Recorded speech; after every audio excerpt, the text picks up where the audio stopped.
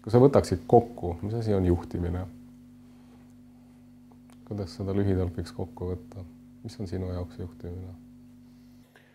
Ma alustaksin endiselt sellest, mis on liidri roll ühes organisatsioonis, kas formaalse või ka mitteformaalse liidri rolliks on suuna näitamine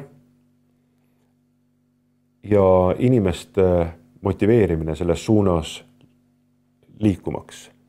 See liider võib olla ka mitteformaalne. See ei pea olema firma juht, asutaja, see võib olla intellektuaalne juht ja see ei pea isegi olema firma sees.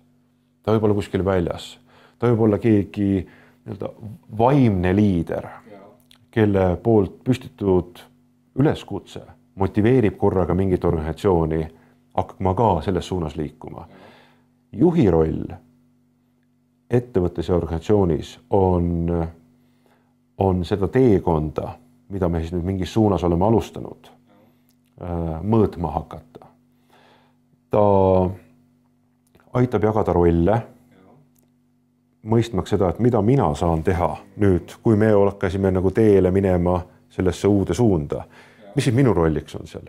See on juhi ülesanne selgitada inimestele, mis on tema konkreetseks rolliks, püstitada sellele inimesele, seda inimest motiveerivad ülesanded ja aidata sellele inimesel mõõta oma tulemuslikkust. Ja seda, et kas ma teen seda tööd hästi ja tegelikult inimese jaoks on hästi oluline mõista, et kas minu panus, kui me organisatsioonina nüüd otsustasime, et me tahame saada maailma juhtivaks ettevõtteks selles valdkonnas või öelda, me tahame, et meie ettevõtte müügist 80% toimuks läbi interneti selle aasta lõpuks.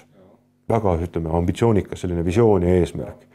Ja siis see inimene, kes töötab seal, finantskontrollerina, ka tema tegelikult tahaks teada, et kas minu töö ja kuidas minu töö aitab meil selle ägeda visiooni suunas minna või kas ma lihtsalt suvaline ajast ja arust mutrikene, keda veel ei ole lihtsalt ära pühitud siit platsilt.